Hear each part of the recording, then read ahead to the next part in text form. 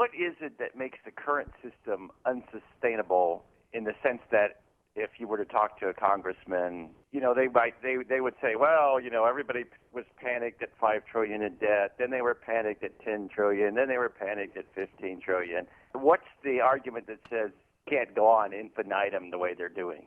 Well, the first you're arguing, you're talking to people that have zero economic sense or common sense.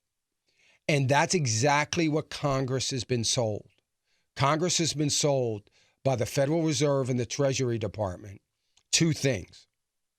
One is we've always had debt and always will need to have some debt. Debt is not a problem. They believe that. Secondly, they have been sold this bill of goods that we have seen the debt increase dramatically over the years with very little impact on the economy. So it's really not an issue. Well, it's not an issue for them because they think the collapse isn't going to happen until they're long out of office. But the fact of the matter is, once you become, which we are right now, once you become upside down, and I'm not even counting the unfunded liabilities. I'm only counting the debt that we have currently.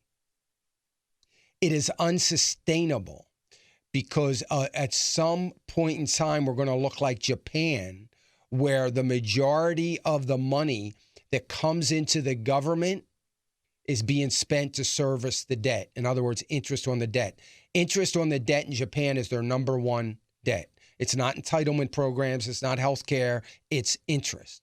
And if we get interest anywhere near normalized, which is 4.25%, but some are saying 3.5%, even at 3.5%, we're done. Because now we're adding $1 trillion worth of debt to our debt just in interest.